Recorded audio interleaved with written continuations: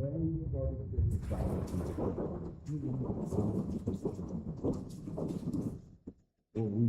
we feel safe at the time? Like it's fucking human. This is the third draft gathering this month.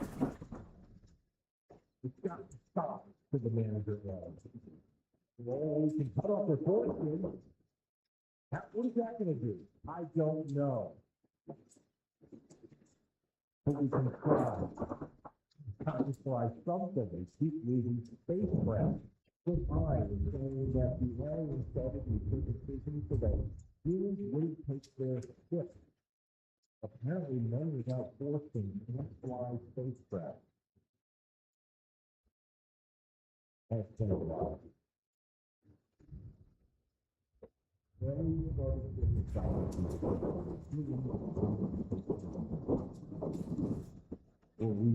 Will we feel safe at the time? Like it's fucking human. This is the third draft gathering this month.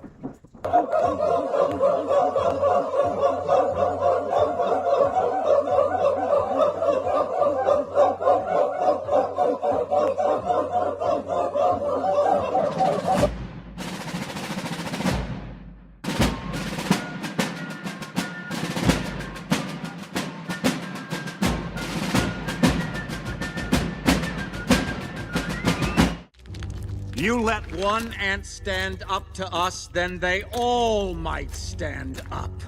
Those puny little ants outnumber us 100 to 1. And if they ever figure that out, there goes our way of life. It's not about food. It's about keeping those ants in line. That's why we're going back. Does anybody else want to stay? Let's ride!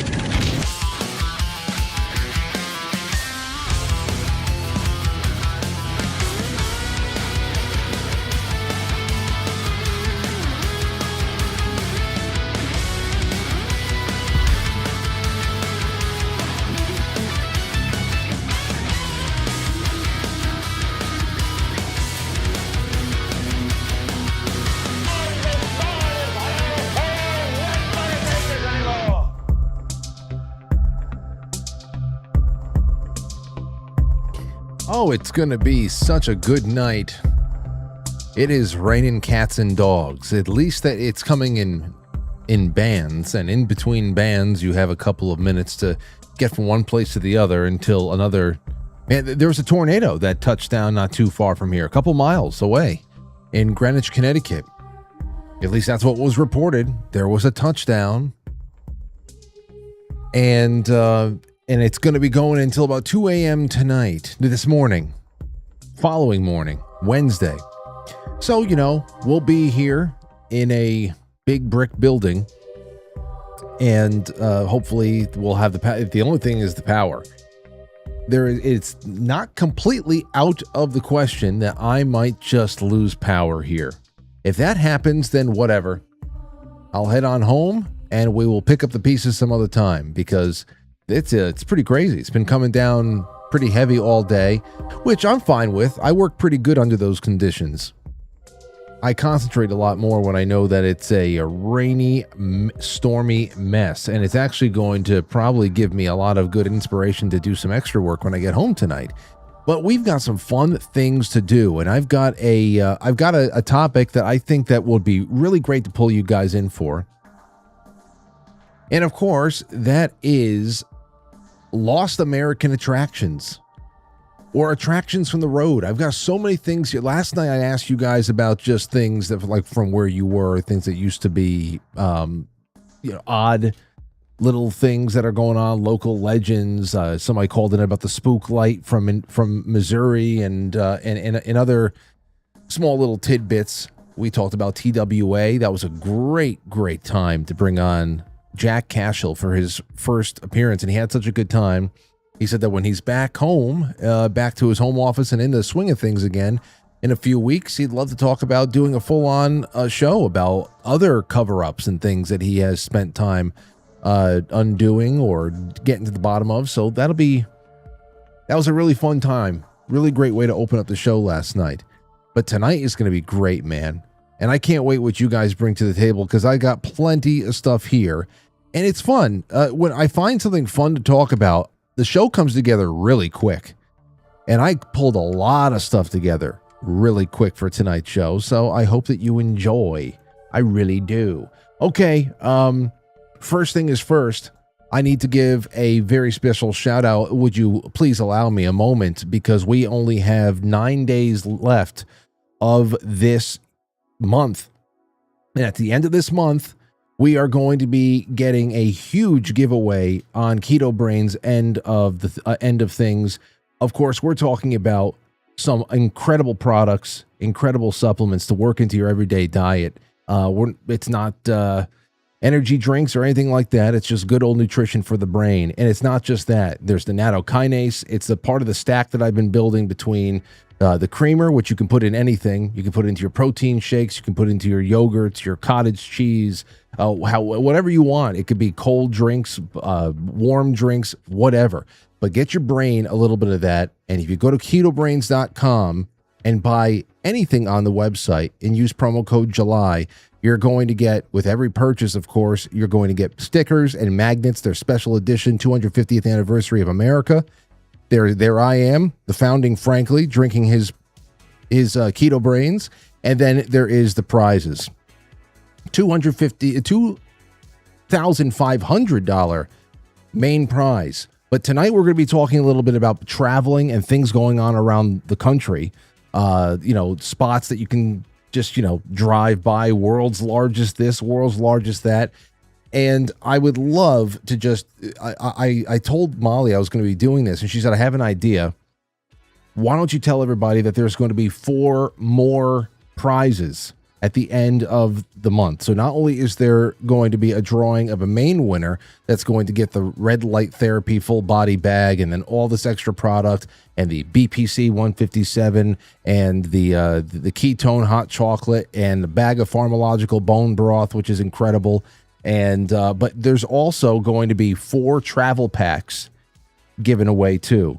It's an extra bag with all these travel size bags of the Keto Brainz inside of it, which was so clutch when we went up to Maine. It was just incredible. It made every coffee 10 times better. And there's a lot of bad coffee when you leave home and you leave your routines. There's a lot of bad coffee out there. And it makes everything so much better. So promo code July, ketobrainz.com. And seriously, try it.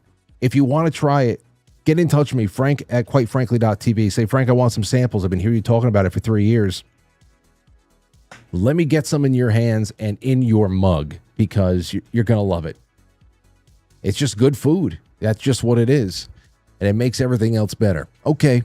So thank you so much, Molly. Got to bring her on, too, sometime soon for a quick hit because there's a few stories that popped up I think she'd be really awesome dishing on. And with that, is there anything else? Hold on. Give me a second. No, that's it. The flip side is going to be fun tonight. I think we're going to do Total Request live music and a whole bunch of other stuff. But the summertime theme, man, this is a good summertime theme. And welcome to you all. Remember, like and comment and share. The first 15 minutes of a broadcast is pivotal. Say extra shit in the broadcast in the first 15 minutes. Roll call. Everybody, let me know where you're watching from. Like and comment. Do everything you can. 15 minutes is when every platform out there decides whether or not a stream is well attended and well received enough to give it to more of the subscribers. It's stupid. It's stupid. So have some kind of a human interaction and let's get this going on. Now, it's a summertime theme when you talk about travel because there's a lot more reasons to travel and a lot of people just getting out, taking a little bit of time off, an extended weekend, getting into the car and just, going somewhere just a couple hundred miles away. Just until the familiarity of everyday life, the 9-to-5 routine just kind of saps away and you feel that you are sufficiently in a foreign land. I felt that way on Saturday night. We went to this it's not a new restaurant, a restaurant we'd never been to in town. And it was so well done inside. Had such incredible, chaotic, but fun energy. An Italian place. Enough Christmas lights where when we were inside of there, and I didn't have any kind of a view of the street, I could have sworn that it could have been snowing outside. I would have believed you. It was great. Anytime you can trick your mind into thinking you aren't where you really are, sometimes that is a good thing. That's a really good thing. But what about when you aren't where you think you are? What about you when you aren't where you usually are? And you actually are out on the road and you're seeing some things. The question I have for you guys is America really still do we have a lot of strange places still? And a lot of attractions and old time places I keep hearing about. One of them I'll bring up tonight that has been brought up on the show by people in the audience a lot in the past, and that is a very dangerous place called Action Park in New Jersey. I was never there, but I have that over here too. And this is where I wanted to jump into, because this is not really so much about nostalgia and not even really so much about the summertime, but it is more summer than anything. It's just a glimpse into how America used to travel and the attractions that not only dotted the Union from coast to coast, but also that made a nice itinerary for a family or a group of friends or whatever that wanted to just go out of town for the season for a couple of weeks when it was easier to do that, you know. And I started finding all these different places that used to be around that are not around, or that have been transformed in some way, have some really interesting history. And guys, this is where you're going to shine. The lines are going to be open, and I want you guys to call in on this. Write down the places that you say, the more local and more obscure, the better. But there's some stuff here that maybe even you will recognize. Now, on Saturday night, when I had my father, my mother, and my cousin Jeff in here, we were watching footage from the year 1986 in our family footage from 1986. It was wonderful, wonderful Saturday night episode. Really, really incredible stuff. And we spent a lot of time watching 4th of July, 1986. So you see me, just kind of waddling around as a 1-year-old. But about a month or two before 4th of July was my cousin Justin's birthday, and he had it at Chuck E. Cheese. And I said, I remember those damn dancing bears and all that stuff. And you could see the look of horror on my face. My mother's holding me, and I'm just watching with this look of disgust and kind of like bewilderment. What are these things? Is that real? I don't want to go anywhere near them. Well, I learned in my research for tonight's show that the Chuck E. Cheese bears and mice and all that other stuff actually came from a place called Rock-afire Explosion. And here they are. Now, I asked, and I started going through this a little bit. Look how crazy. They're all just talking. It's some freakish shit. Really is. And I asked Grok about this just for some clarification, because I didn't know what came first. I asked Grok whether or not Rock-afire bought Chuck E. Cheese or if it was the other way around. And it was the other way around. Rock-afire Explosion. It belonged to Showbiz Pizza, a Showbiz Pizza place created and owned by Aaron Fetcher's Creative Engineering.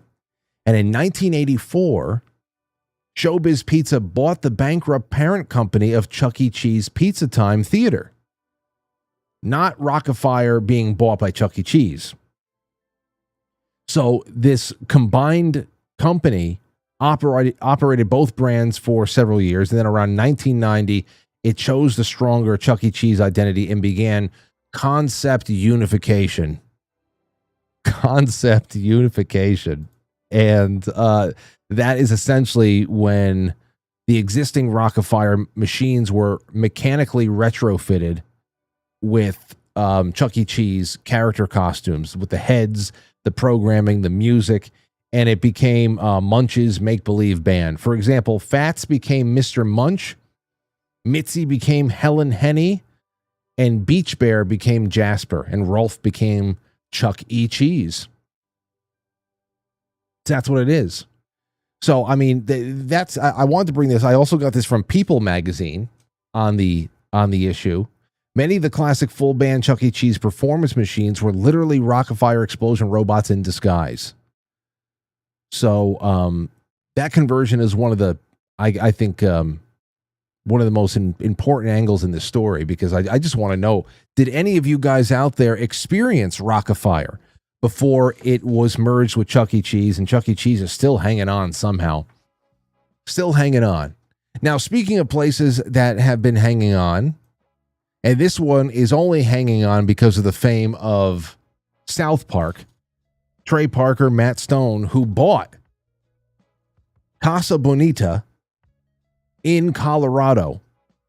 Now, I only know Casa Bonita because of South Park, and I thought it was fictitious. Okay, I thought that this was fictitious and that it was just something that they made up for the show, and apparently they did not. This is it. Reservations are open through July 10th. Now, this one right here in Colorado, this is the last of what they were. Apparently, Oklahoma City was the original. There was Tulsa, there was Little Rock, and then there was Lakewood, Denver, Colorado. That's the one that Matt Stone and Trey Parker bought. And it was known for its cliff divers, underground caves, puppet shows, and apparently it was also really known for its bad Mexican food.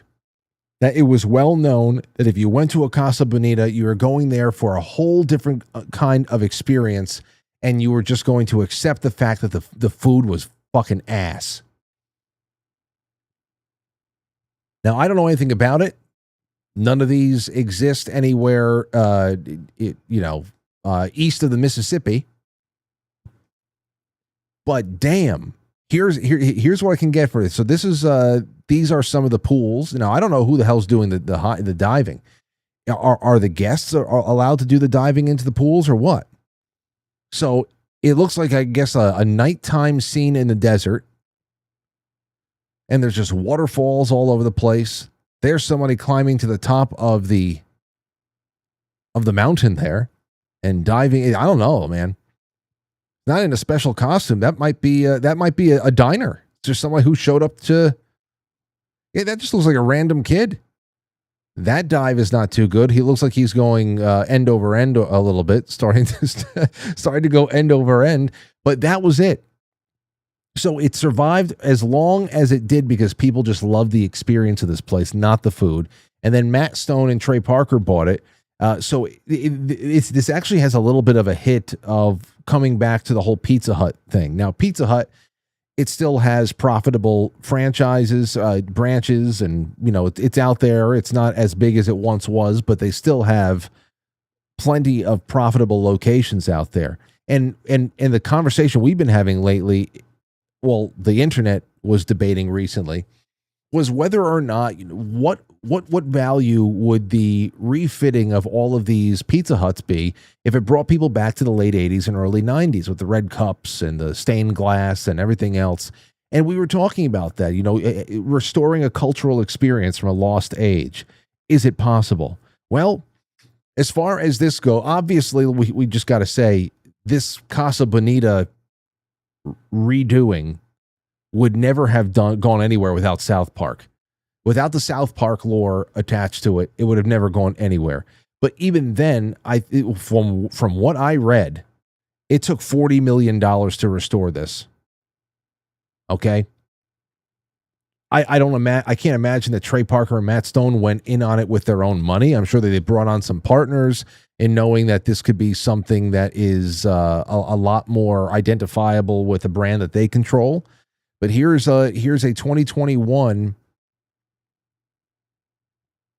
Casa Bonita Axios article. What to know about the new Casa Bonita. The makeover under its new ownership, the creators of South Park, is underway. Driving the news, the most significant change, the iconic restaurant food will actually be a reason to go now. I thought that that's just funny to me. The most significant change, the iconic restaurant's food will actually be a reason to go. Colorado natives Trey Parker and Matt Stone, who bought the restaurant out of bankruptcy, named Denver's all-star chef Dana Rodriguez to helm Casa Bonita's kitchen. Rodriguez is a 3-time James Beard Award nominee and creative mind behind Work and Class and Super Mega Bien. So what they're saying is that it's going to be big. They said, obviously, The food wasn't great, and that's something we all remember. We're going to make everything 1,000 times better, keeping the same essence, says Rodriguez, the chef. The restaurant is expected to reopen in the second half of 2022. So now we are 4 years into it. Anybody who has taken a road trip out to Colorado, and this was one of your destinations, I want to hear from you. If you live near the area in Colorado, I know we have plenty of listeners who are in Colorado, get in touch with me. Let me know the history of this thing. Well, when it was on the fritz, and now that it has been restored by people who have breathed new life into the brand and actually taken the culinary aspect of the business seriously. So there you go. There's our second one, Casa Bonita. This next one over here is something else. This was sent to me by my friend Matt Buttersworth. And he, Butterworth, but Buttersworth sometimes. Anyway, he sent me something, a little bit of New York history. Before it was Co-op City, it was Freedomland, USA. This was in the Bronx. And I'm going to show you a little bit of a reel, and then I have another video that we're going to watch together. Here you go. Take a look at this. Before Co-op City, the Bronx was home to one of America's most ambitious amusement parks. It was called Freedomland, USA. And when it opened in 1960, families came from across New York to experience a park unlike anything they'd ever seen. Instead of fantasy castles, Freedomland recreated moments from American history with steam trains, riverboats, stagecoaches, and themed towns spread across more than 200 acres. But the dream didn't last. After just 5 seasons, Freedomland closed forever, and much of the property was eventually redeveloped into today's Co-op City. Who remembers visiting? Yeah, and I think Matt actually lives near Co-op City or City Island. That's something else. Anyway, that is the riverboats and all that stuff is just incredible. That's 1960. It was around for 4 years. So I got in touch with my parents. I texted them both today. I said, hey, would you guys ever go to Freedomland, USA? And my mother said that she went there and she saw Paul Anka there. I think Paul Anka is actually going to be at the Capitol Theater this November or something like that. I heard my parents talking about it. They had mentioned it the other day. So that's interesting. So a very, very young Paul Anka, who's now in his 80s, I believe. But my mom said that she went there, saw Paul Anka. My father remembers it well. He says he remembered the riverboat in particular and some things that they ate, but only 4 years. And then I found this.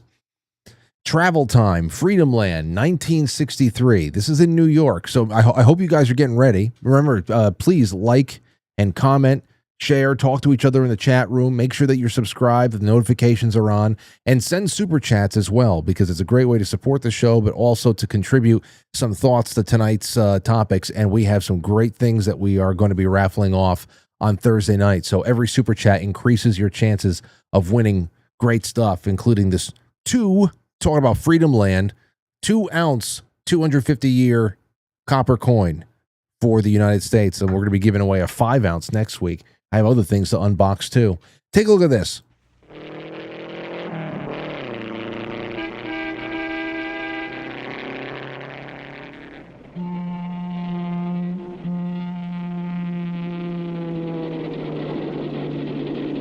Freedomland.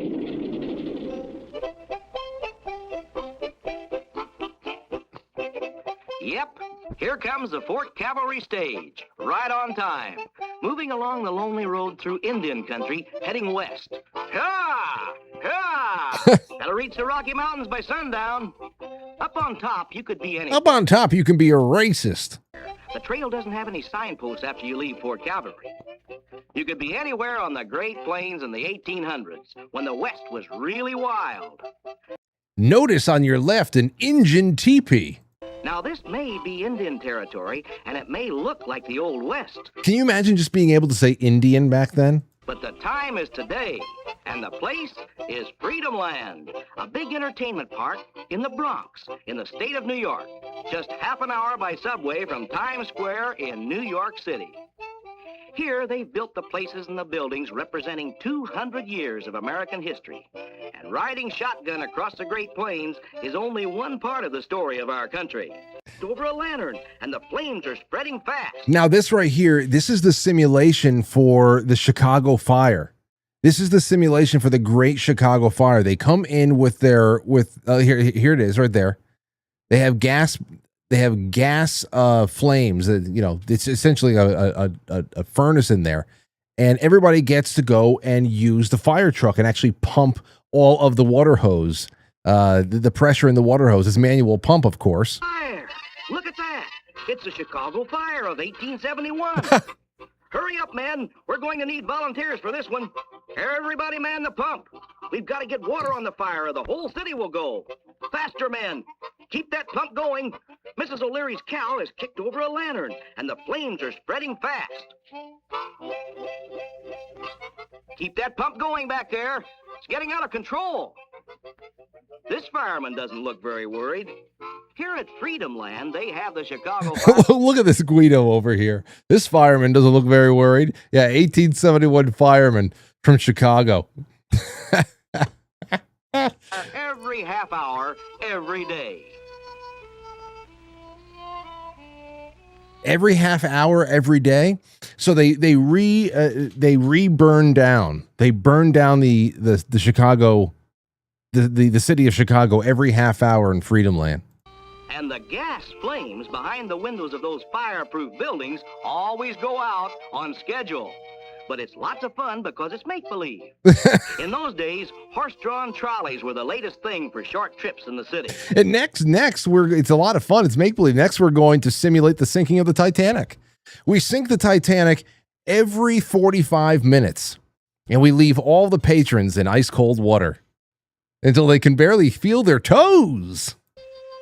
If you had to go out of town, maybe as far as 5 miles, you rented a horse if you didn't have one of your own. If you planned a real long trip, 100 miles or more, you took the train. There's the Santa Fe Railroad train, getting ready for the long, dangerous journey to San Francisco. Uh-oh! The earth is shaking. San Francisco's crumbling to the ground. And of course, the earth... Every half hour, San Francisco crumbles.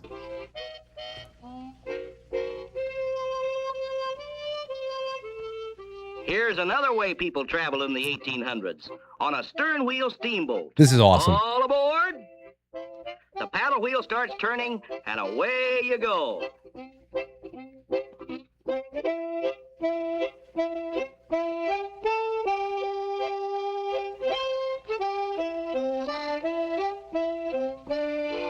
Traveling along, you can get a good idea of how our country looked in the days when there were only a few roads, and the stern wheelers and riverboats were used to carry most of the heavy freight.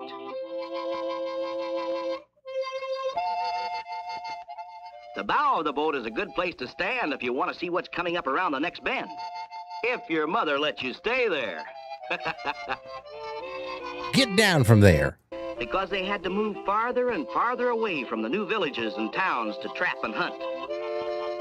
Now they're in hunting cabins. Look, there's a moose looking us over. Don't move, he might charge the boat. And sometimes they did charge the boat. Later on, they would actually get real moose to charge the boat and tip everybody over. Listen, the kids had to learn how dangerous it was. There's an Indian carving a totem pole in a village just as it might have looked to a boatload of fur trappers as they kept pushing northwest. Oh, my gosh. These Indians look friendly, but no telling what's coming up around the next bend. They look friendly, but they might take your scalp off.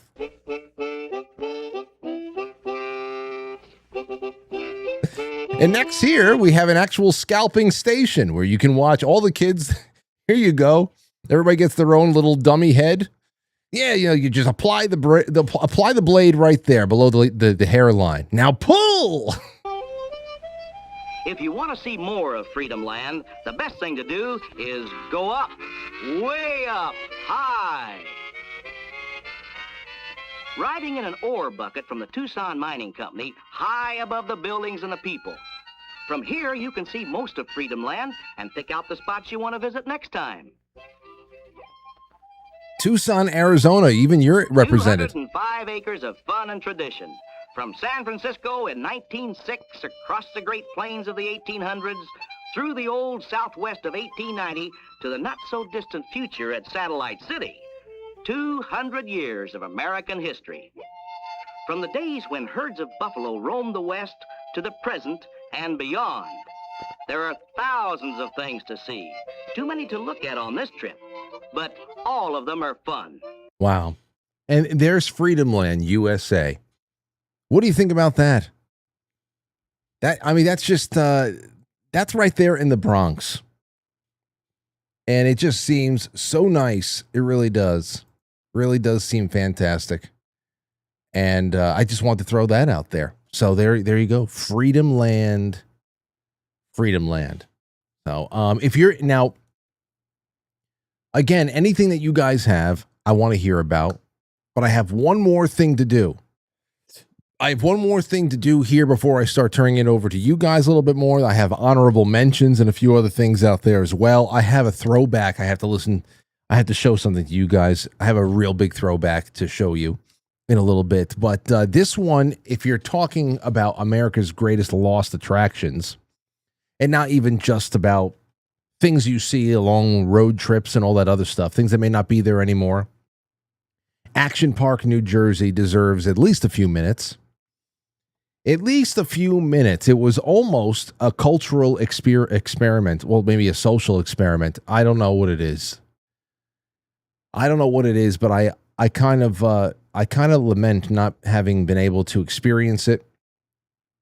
I've had a few people give me their stories over the years, but here are some of the best stories that I got from here so far, and I pulled a lot of this from history. Most of it was from the History Channel. They published a lot here too. But here is the founder was a guy named Glenn Mulvihill, and his philosophy was that you controlled the rides over here at Action Park. Now, most amusement parks, they'll try to eliminate human error and try to keep things pretty predictable and safe. But Action Park actually embraced unpredictability and just really giving people control over how fast they went, how hard they were braking at times, if they braked at all, I don't know, how they landed in some instances, and, frankly, sometimes whether or not they even survived. Now, Mulvihill, that's his last name, he believed that giving riders control made everything more exciting, according to History.com. There's a few other things here. So there's the Alpine slide. I think that's what you see underneath these people on the gondola. The Alpine slide. This was crazy. I think that this became a little bit more of the park's signature attraction. So you can see this thing's just kind of like snaking down the mountainside here while you take the gondola to go back up. And if you wanted to stop, from what I've learned, you would push forward to brake, and if you wanted to go faster, you would pull back, and that's really it. You had to just have a little bit of instinct, because if you entered a corner too fast, you simply launched off the track. And you can see over here there were some barriers for when there's a turn that kind of lift up. You can see it down here. There's a barrier here, barrier there. So if you're coming around the bend, it will get a little bit higher to keep you in track as best as you can. But, I mean, that's it. People left with what locals jokingly called Action Park tattoos. And those tattoos were road rash from the fiberglass track. One fatal accident occurred on this ride in 1980 after a rider was thrown from his sled, and I got that from People magazine. Just thrown. What he hit, I don't know. Now, the next we have over here is the wave pool. Oh, we're going to get around to that one. There's the wave pool. Now, wave pools used to be very fun for me. I used to go, the only wave pools I ever been in, I think that we went to Typhoon Lagoon in Disney. And then there was another wave pool we went to at Myrtle Waves a couple of times. There was a few years in a row we went down to Myrtle Beach and we went to Myrtle Waves, and they had a wave pool over there. And it was just a lot of fun. A lot of fun. I had a lot of fun in those wave pools because I wasn't thinking about everybody pissing in it. I wasn't thinking about all the urine, you know? And then the other thing was there, perhaps I didn't have to. Perhaps, you know, anytime that you're hanging out with kids in pools, one of them is letting one rip at some point. But other than that, we seem to have a little bit more standards as far as hygiene goes. And I mean, you look at this wave pool over here, and then you look at one in, I don't know, India, and it's just bad. The Indian wave, I saw an Indian wave pool the other day. I think that there might have been about 2% water in it. It was mostly urine. I just, it was awful. Lazy rivers, depending on who's in there, depending on whether or not it's the early going of the day. I'll jump into a lazy river and just kind of float if it's the early going of the day. Also, when I heard that the chlorine smell that everybody associates with summer, that you only ever really smell the chlorine when it reacts with urine. I hate to make this all about urine, but that's what I heard. Let me just throw that into Google. Hold on a second. We'll go back to Action Park in a second. Is it true that you only smell the chlorine in a pool when it is interacting with pee-pee? Yes, it is mostly true. That classic nostalgic pool smell is not pure chlorine. Instead, it is caused by chemical compounds called chloramines. These form when free chlorine interacts with nitrogen-heavy bodily contaminants, primarily urine, but also sweat and body oils. Just letting you know. I know you wanted to know. You had to know. This is a safety thing. Okay? It's true, Mark Swan. Mark is just trying to talk himself down. It's true. I just proved you wrong. Not true, said Mark Swan. Oh, yes, it is. Yes, it is, in fact.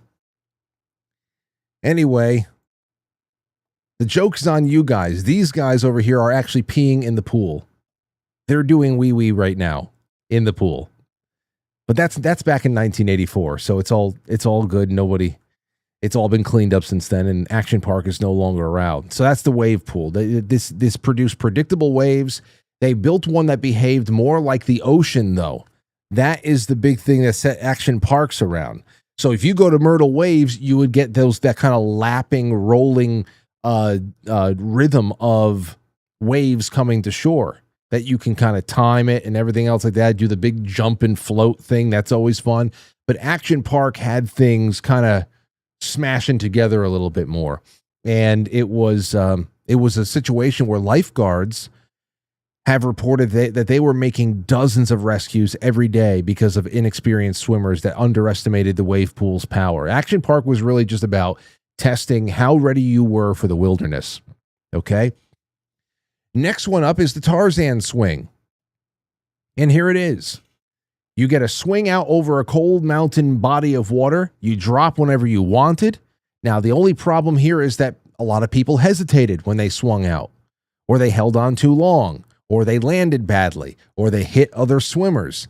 So there it is. I guess this little crane-looking thing over here is when you just swung out over the water, and you just plopped in any way you want. So there wasn't really much structure there, which, you know what, is really endearing. I understand the reason why you would want to do this stuff. We'll talk about whether, and I want to ask you guys a question as we get to the next thing, which is the big one. This is the big one from Action Park that I really just can't believe. And it is fascinating to learn about. But the real question here is, I mean, apparently I read over here as well that there was an insurance scam tied to the park because, of course, Action Park was so risky, as you might have assumed here, that the conventional insurance carriers, they would never cover it. So according to later reporting and documentaries that were put out there, I got this from the radiotimes.com, that Mulvihill Glenn, the owner and the creator of the park, that he created his own insurance company to self-insure the park, and that he was later convicted of fraud-related charges connected to those insurance arrangements that he had made.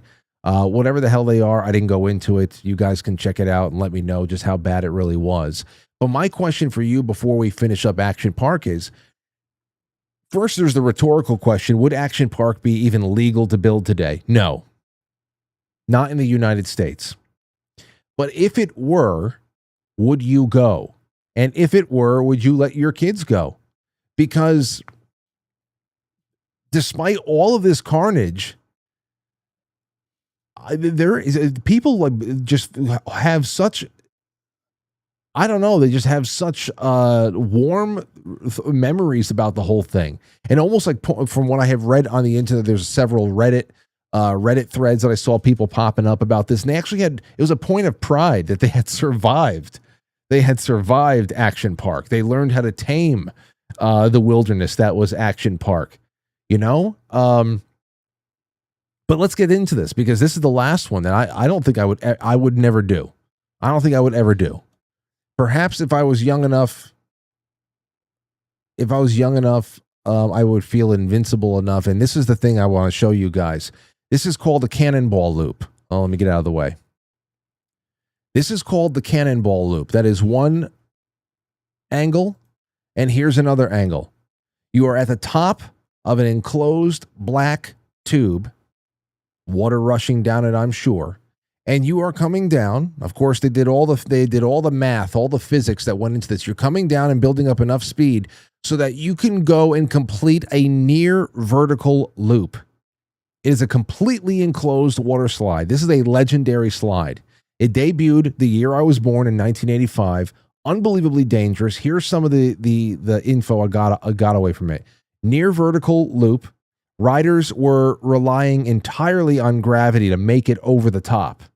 There's a slew of questions that you can ask just on that alone, and I didn't get any sufficient answers. There was no powered launch system. It's just a steep drop into the loop.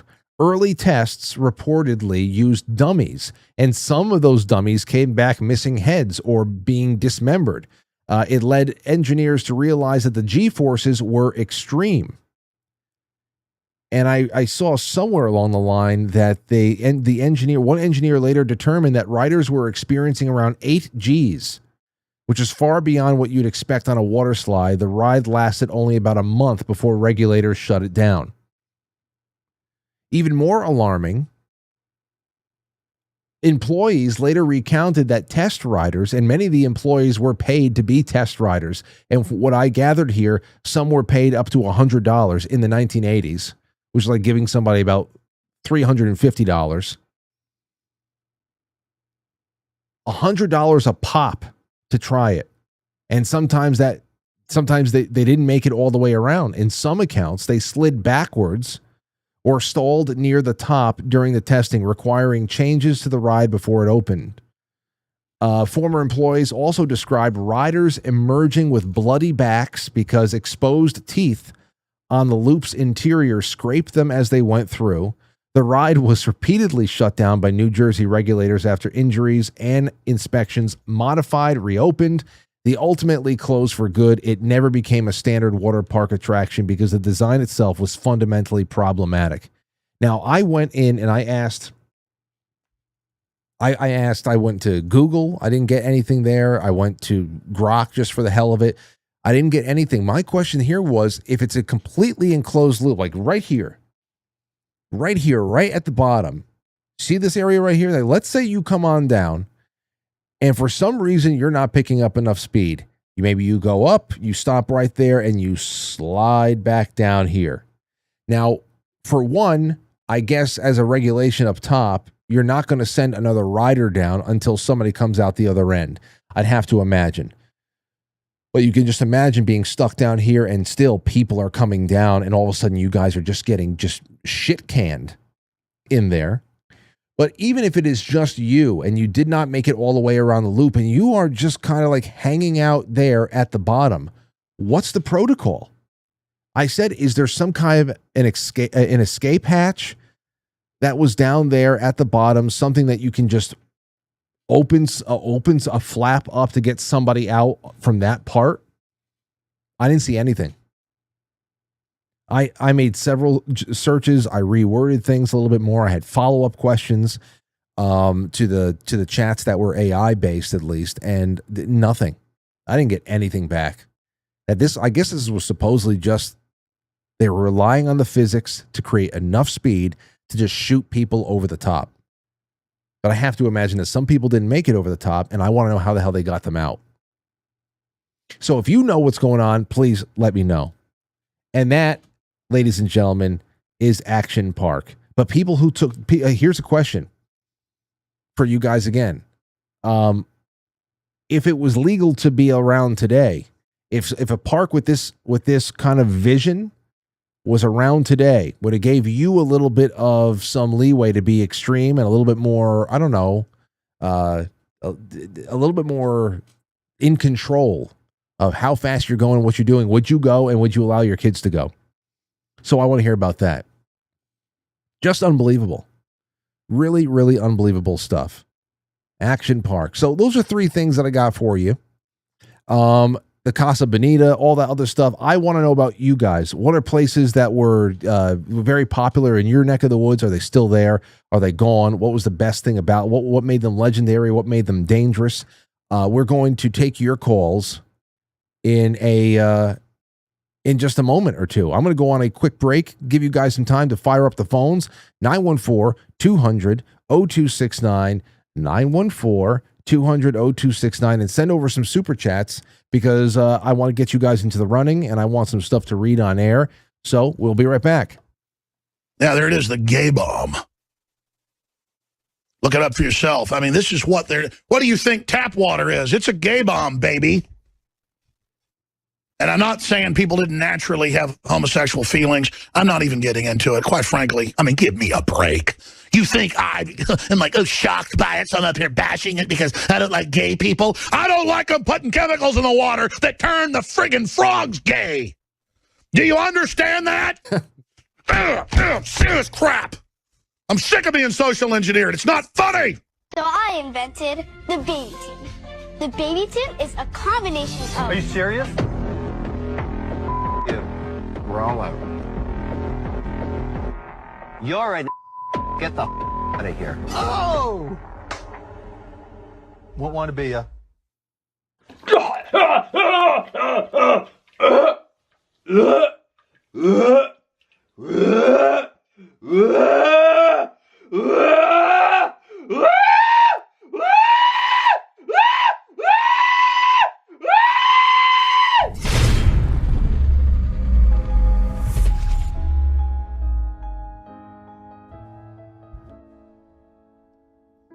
And we're back.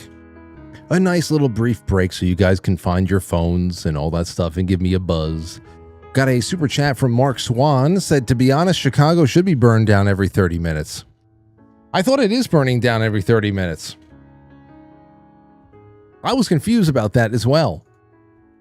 Road trips are all about the journey, says Road Trip 70. That's the one guy I was hoping I'd get a little bit from here tonight. Let's take a call.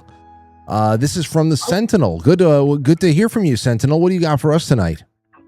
This is Molly Artie. Oh, it's Molly. So we get another party heard from. It's great to hear from you. Yeah, well, Casa Bonita is a core memory for me. Well, you guys are from that part. So were you in the Oklahoma? You used to go to the Oklahoma one? No, as a child, my parents and I took a trip to Colorado. Okay. And the family we were staying with and visiting was near Denver. And I remember that being such a impactful place to go. I was like, oh, this is the most perfect restaurant ever. We stood in line for a long time, probably because it was a popular place to go. And they brought sopapillas around for everybody who was standing in line so that you could have a little appetizer before you sat down. I do not remember the food being bad. course, you know, I was probably 9 or 10. Yeah, you wouldn't know anyway. Yeah, I wouldn't have known good food or not. And I remember the little flag on the table that if you needed your waiter or waitress, you'd raise the little flag. And I remember the cliff divers. I don't think, of course, I wouldn't have known necessarily at 9 or 10. I don't think that they were customers. I think that those were professional divers. And I remember that you showed that picture of those people standing next to the waterfall. Yeah. And that is a cave-like thing. And they had it's a little bit of a scary for a 10-year-old to go back in there. And there was a wishing well that when you threw a quarter in or a dime or a nickel, it would talk to you, tell you your fortune. Oh, but then again, if you're 9 or 10 years old, you definitely you can recall a lot there too.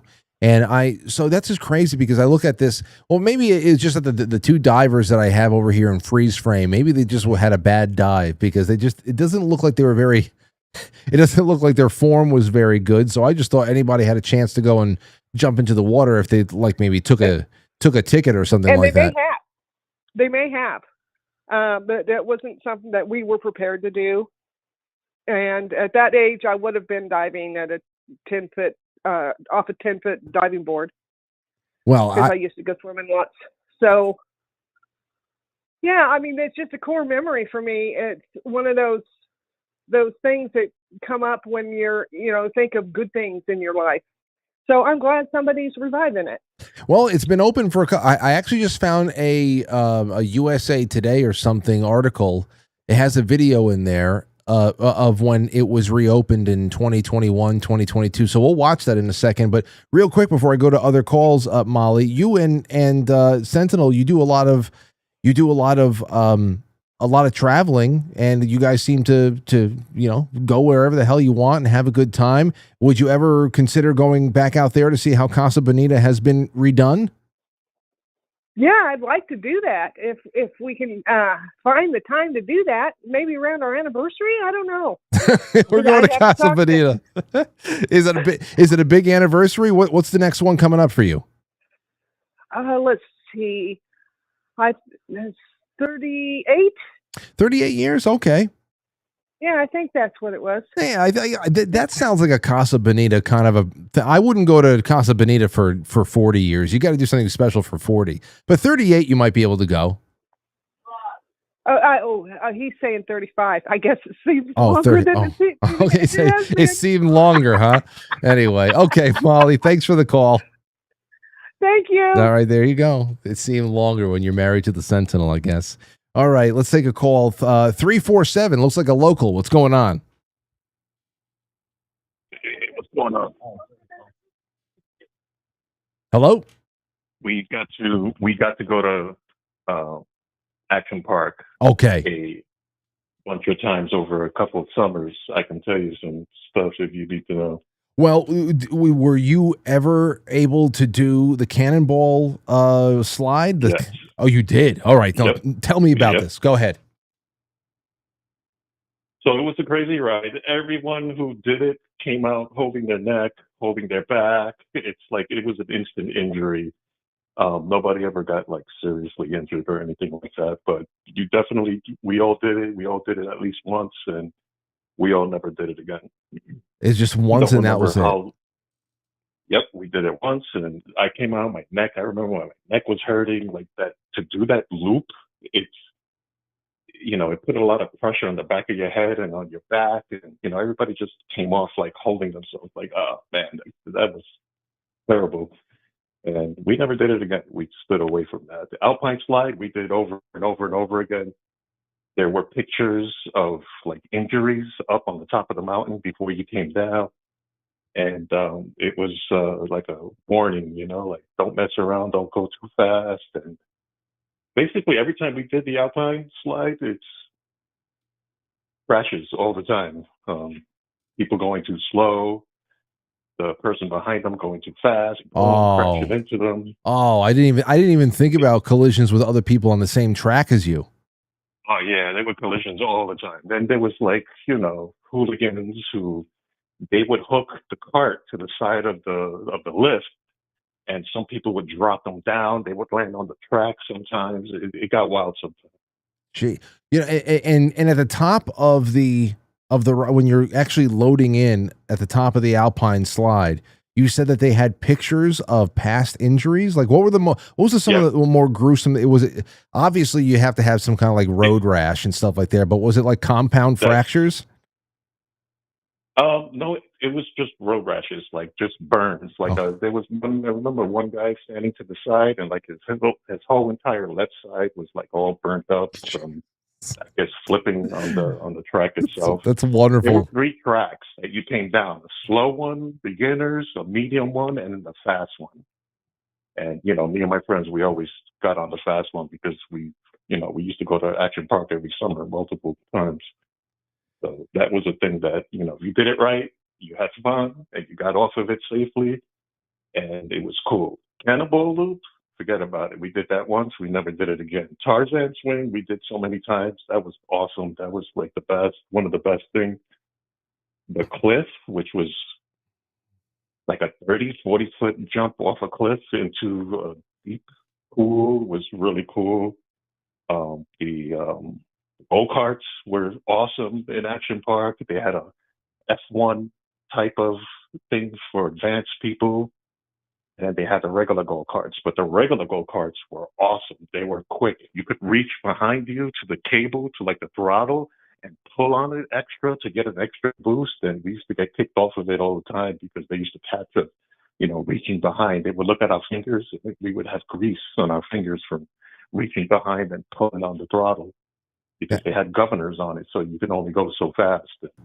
That's incredible. That was pretty cool. And then they had the boats, which were go-karts, but boats, and you take it down on like a river track, and Action Park was crazy, but it was so much fun. Okay, so then 2 things. If you ever find any pictures, video, anything of you at Action Park, and you want to submit it to the show, please, by all means, email me. Second thing is, if Action Park showed up the way it was back then, cannonball slide and all, and you're going in there, I mean, obviously, I ain't doing anything like that now.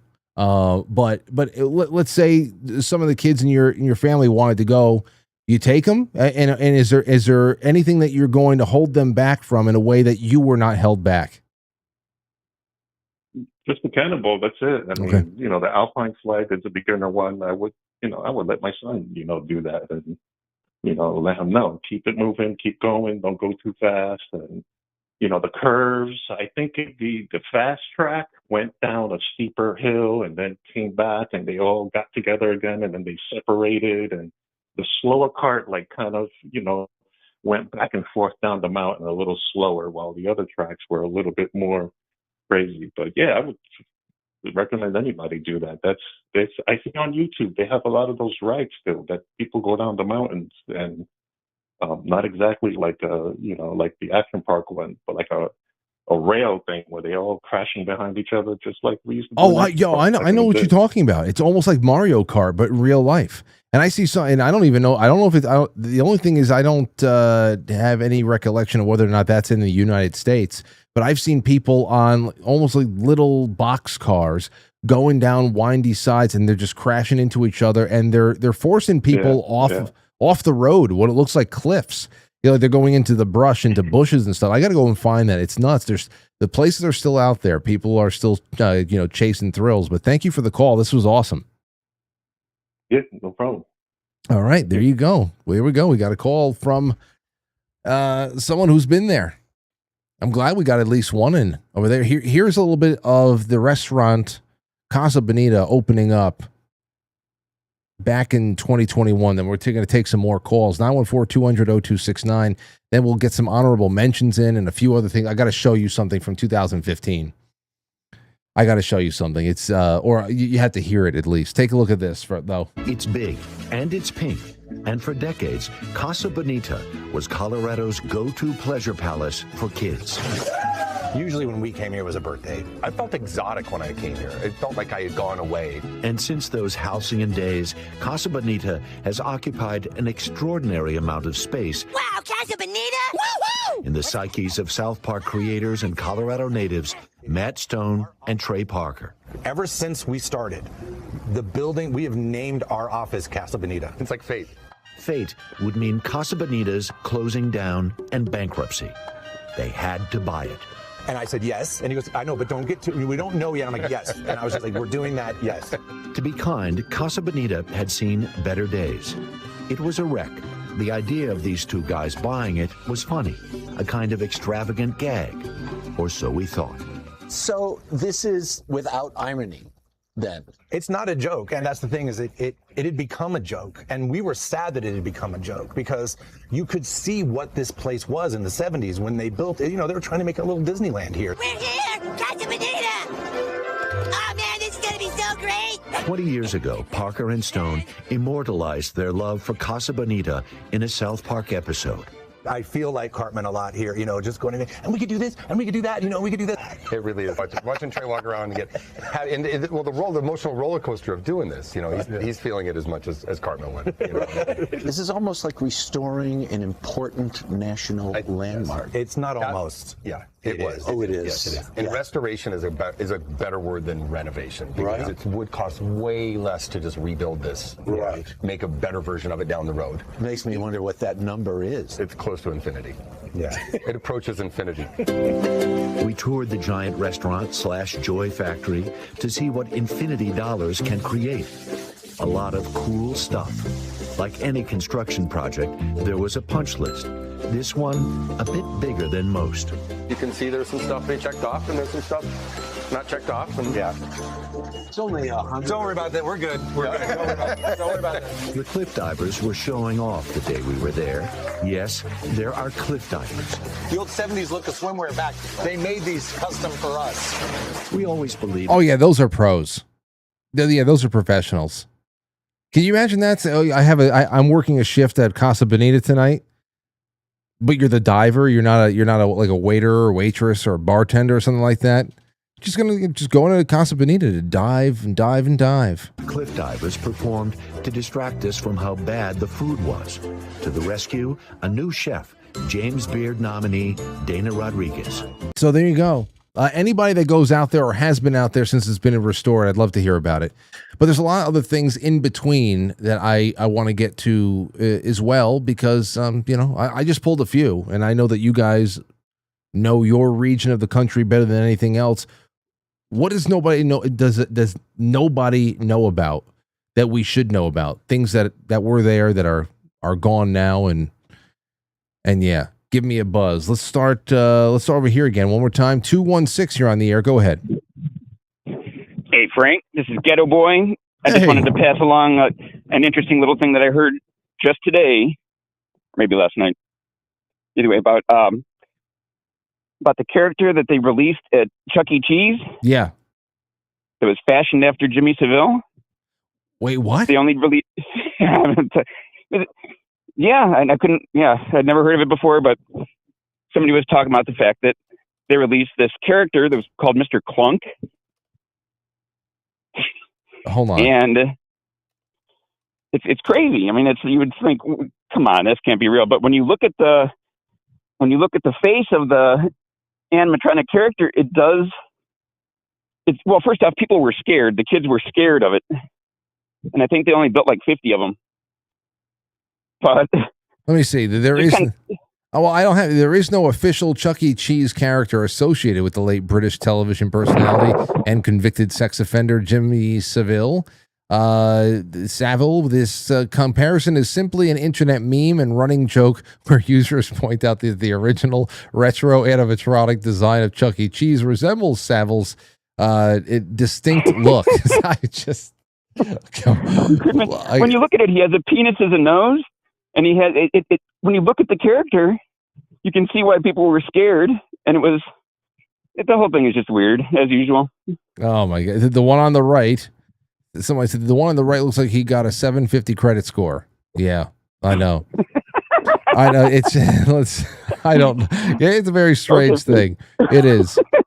It is. All right, buddy. Yeah, well, thank you so much, Ghetto Boy. It's good to hear from you. Okay, we'll talk to you, Frank. Bye-bye. All right. Well, see, we got a little bit more. Wait. Is that a cigar? Is that a cigar in his hand? Is Chuck E. Cheese smoking a cigar? It looks like he is. The Chuck E. Cheese I grew up with would have had today's Chuck E. Cheese in the back of a trunk. It's true. I actually trust the guy on the left better. The one on the right has a lot more to hide. The one on the left, you kind of just feel like, I think you know what you're kind of getting with him. Stay at arm's length. And don't cross him. Don't go into business with him. Michael, you're on the air. Go ahead. Hi, Frank. Yeah, I went to Casa Bonita with like office mates in the late 90s. And my nephew was born in 2001. We went when he was 4 years old, which would have been 2005. And he didn't remember that. But we went again when he was like 9 or 10, and he remembers the second time. And one of my coworkers had like a nephew of his who was like about 4 or something, and they went to Casa Bonita, and then when they left, they got right on I-70 and on I-76 to get to I-80 and go back to Iowa. And he said that the kid was crying all the way until like Nebraska because he wanted to stay, Yeah. Well, see, when he went to 2005, I think the South Park episode that really made Casa Bonita a little bit more of a joke to like. Honestly, for a long time, I just thought that was something that Trey Parker and Matt Stone made up because it was already out on the fritz.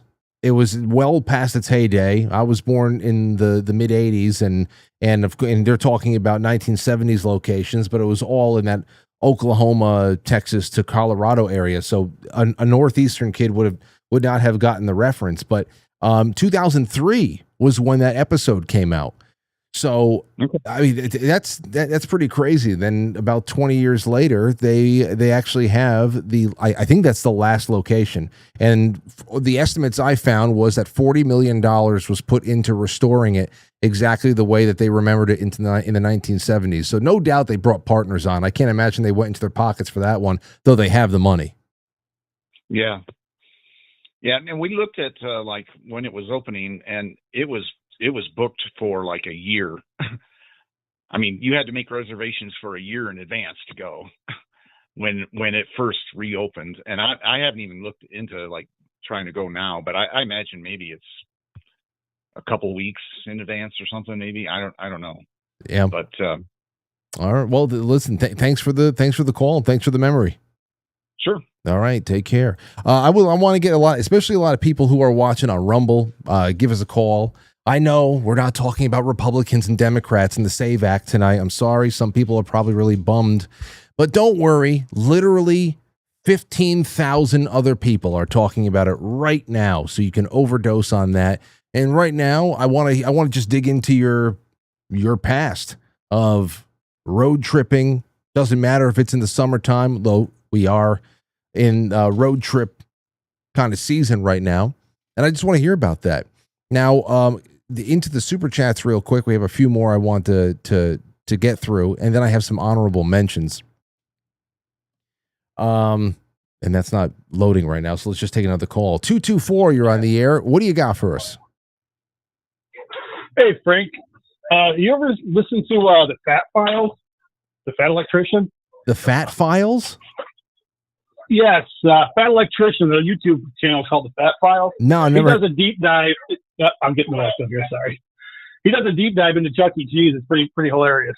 You might want to check that out. Oh, okay. You were talking about Chuck E. Cheese with the cigar, and he's like, yeah, he's talking about the owner when he first started up. He was pitching the thing, and So he has, it sounds like a child casino. He says, oh yeah, it's a child casino. And then he says, make sure we get the liquor license. Well, you're going to serve booze here? Fucking goddamn right we are. Well, look, we played that. I think on Friday I went through all those obscure reels and memes and stuff. I like doing that for the B-sides on Friday morning.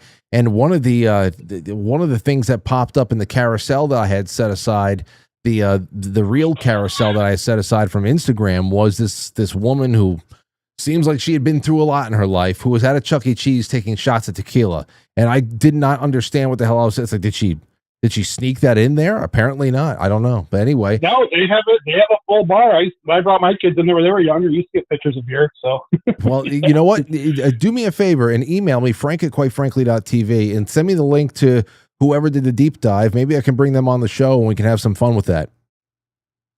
all right, we'll do, buddy. All right, take care. There you go. Thank you so much. Tanya Roman says, sent you an email about Showbiz Pizza in Flint, Michigan. By the way, this is Grandma Grateful. Well, thank you so much, Tanya. Showbiz Pizza in Flint, Michigan. Well, isn't Showbiz Pizza what we had at the top here? Hold on. When we were talking about Rock-afire Explosion, Rock-afire Explosion belonged to Showbiz Pizza Place. So Showbiz Pizza bought the bankrupt parent company of Chuck E. Cheese in 1984.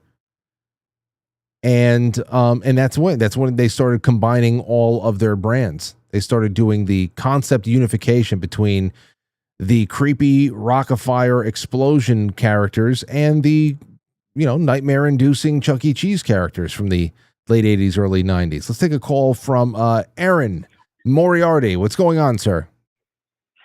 Hey, Frank. When I was a kid, there was an amusement park near us called the Excelsior Amusement Park in Excelsior, Minnesota. And they did something very cool. You bring your as a kid, you bring your report card and you get like 5 tickets for every C, like 10 tickets for every B, and like 20 tickets for every A. And I was I became a very good student, but when they closed it, I had no more incentive. Yeah. But it was a great amusement park. We never got to ride the roller coaster because our parents wouldn't let us, because there was a sign on it, ride at your own risk, because 6 kids had died on it. Oof. But it was a wonderful old-fashioned, and part of it was on an island. You go on this island, and there was a fun house or house of mirrors. It was fantastic. I wish it was still around. Our local theme park over here, Playland in Rye, it has anything like that stays around in business long enough, you're going to have tragedies, things that burn down. My mother has told me quite a few times about the fun house that burned down in Playland, but I was alive for at least a handful of tragic deaths on one ride or another. The Mine Scrambler, which was this kind of like, those almost like, hide the ball in the cup, rides where you're just spinning around, but also spinning around other cars that are spinning. Well, this one was like that, but it was inside of an enclosed dome, which was lined with mirrors. So not only were you inside and you were given this light show and you're spinning all over the place, but you're also, you're getting discombobulated. The discombobulator from Venezuela was being used on all of us. And we were in there and you get this mirror treatment as well. I think somebody got it in there. Another kid, drowned on the old mill. And you hear about it. It's kind of spooky, but unfortunately, you got to expect something to happen over the course of 100 years. Yes. One other thing, in Green Bay, not far from here, 45 minutes away, there's the Bay Park, and they have cheap rides, and they bought the roller coaster that Elvis loved to be on, the Zippin' Pippin. And so you can ride the same, they had to redo all the wood, but the same one that Elvis used to always go on, they moved it up here to Green Bay. You said it was from Wichita? It's from somewhere in the South where Elvis used to hang around, and he would always ride on it. he'd get out at the top and Yeah, let me see climb around on it. the famous wooden coaster, Zippin' Tippin', Elvis Presley's favorite ride, is not in Wichita, Kansas. It was relocated from Memphis and rebuilt at Bay Beach Amusement Park Bay in Beach. Green Yep. Bay, Wisconsin. Yes, and everything's really cheap there. It's really a fun place to bring kids and have parties. It's beautiful. Here it is. This was Elvis's favorite roller coaster, Zippin' Tippin'. And it was Okay. fun. I rode on it. It's very fun. Yeah, we got a wooden coaster over here too. It's called the Dragon Coaster, and actually, our Playland, I think, is going to become. It turns 100 years old, I think, next year or the year after that. It was either 1928, 1927, around there. You can actually see the opening ceremony on YouTube somewhere. But thank you for the call, Aaron. It's always great to hear from you. Thanks, buddy. All Take right. care. Be well. Be well. Great audience watching tonight. Thank you so much for playing with me. Thank you for playing along and playing with me. That's a great thing to do every once in a while when you're covering nothing but calamity and dark shit. You know, deep dives on dark shit. We got to do some other stuff too. I just like to know where everybody used to their favorite road trip spots. Here, hold on one second. Playland opening day 1929. Is it 1929? Here you go. This is 1928. This is in Rye, right on Long Island Sound. Some awful large. I hardly know how to begin. But I will say in beginning, ladies and gentlemen, that this is the most beautiful park to play in I've ever seen. But I think it's the hardest park to speak in I've ever spoken in. This is meant to play and not to talk. So my speech is going to be very brief. We live in the greatest county in the world, fellow citizens. Hey, hold on. There it is.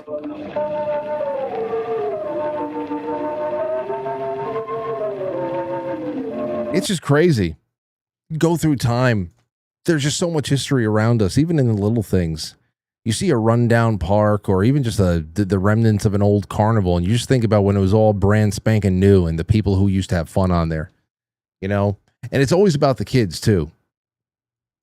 Like, you know, when you have young children, or even if you are just an older kid in the family and you have younger cousins or you have nieces and nephews and all that stuff. As you get older, you start looking at dumpy little rides and strange little carnivals, and you're looking at the people who are running them that may or may not seem very happy with what they're doing at the time, or that the equipment themselves look a little bit more worse for wear, and it's been a long time since it's been spit shined and all that stuff. And if you're a kid, all you think about it, that's a ride. This is fun.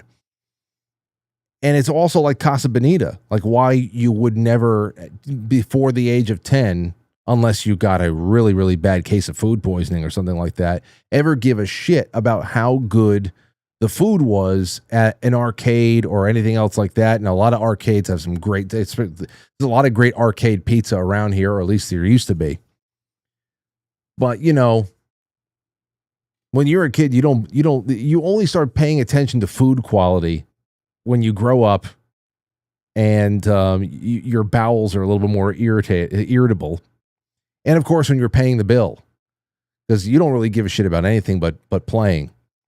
And yeah, it's interesting now, and you always get this new perspective. Okay, here's a couple of things for you that I thought was really cool about honorable mentions. And let me get it up over here on the other side of my notes.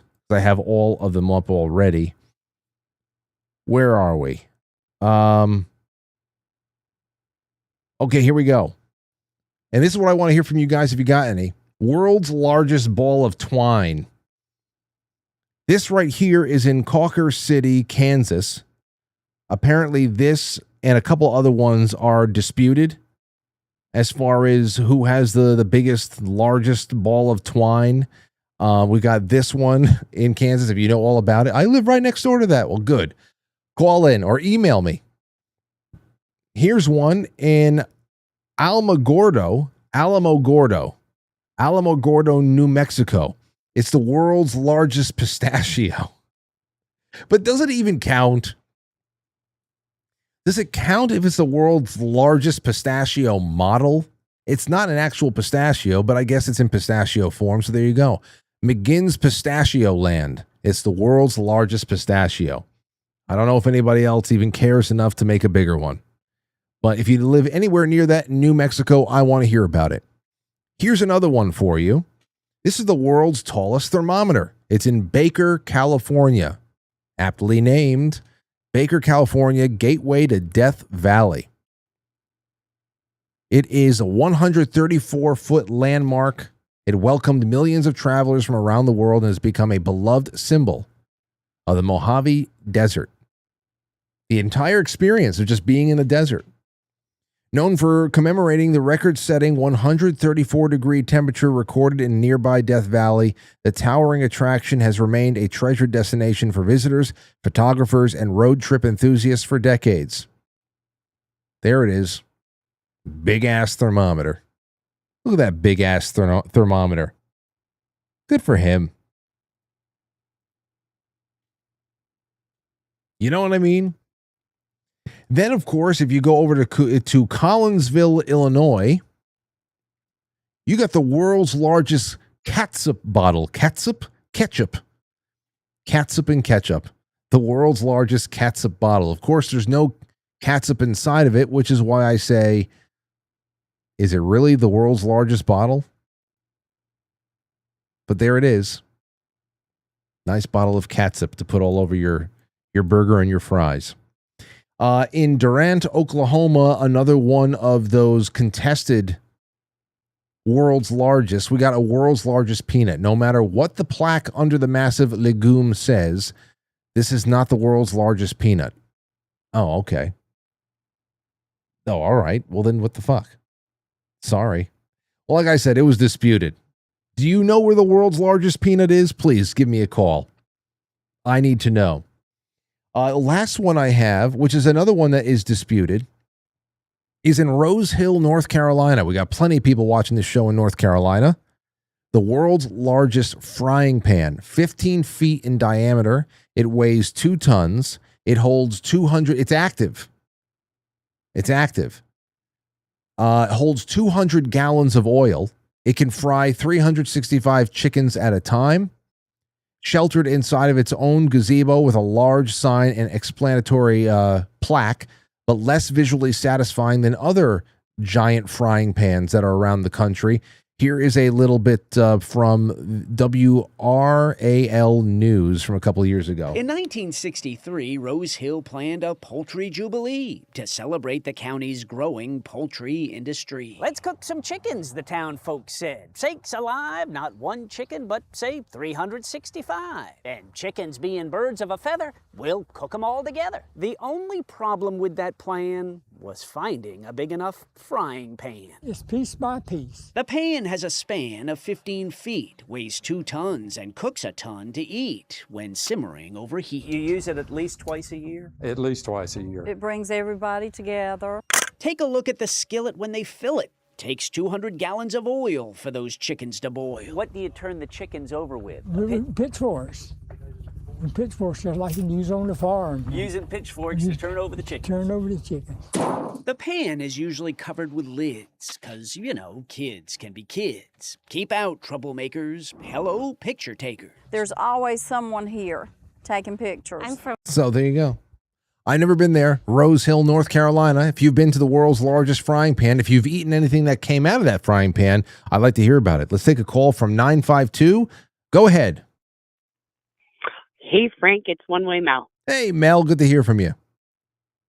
Yes, good to hear you as well. I wanted to follow up. First of all, I do not know where the world's largest peanut is, but I wanted to follow up with the guy who said he was at the Excelsior amusement park. That's the town I live in right now. Oh. Yeah, and there is a classic legend that goes with the Excelsior amusement park and the Rolling Stones. the Rolling Stones played one of their earliest concerts at the Pavilion at the Excelsior Amusement Park, and they went to a local drugstore in town, and Mick Jagger wanted to get a cherry Coke. He was in line to get a cherry Coke. They ran out of the cherry syrup. So the dude behind him, Mr. Jimmy, who was our town bum, said, "Sorry, you can't always get what you want." Hence the song, "You Can't Always Get What You Want." And it was about Jimmy Huntmaker, our local town bum. Is that real? Yes, look it up. Wow. I was going to send you a picture of Mr. Jimmy today because I knew about you doing this today. Sorry, I didn't get around to it. I was too busy in the garden, but it's a true story. Jimmy Huntmaker, town bum in Excelsior. Wow. Well, that's something. Okay, so it was written about a bum out there in Minnesota. Well, he wasn't a bum at the time. He kind of turned into one later. Oh, but okay. Yeah, he's Mick Jagger. Yeah, dude, you can't always get what you want. That's what I see. I love hearing that.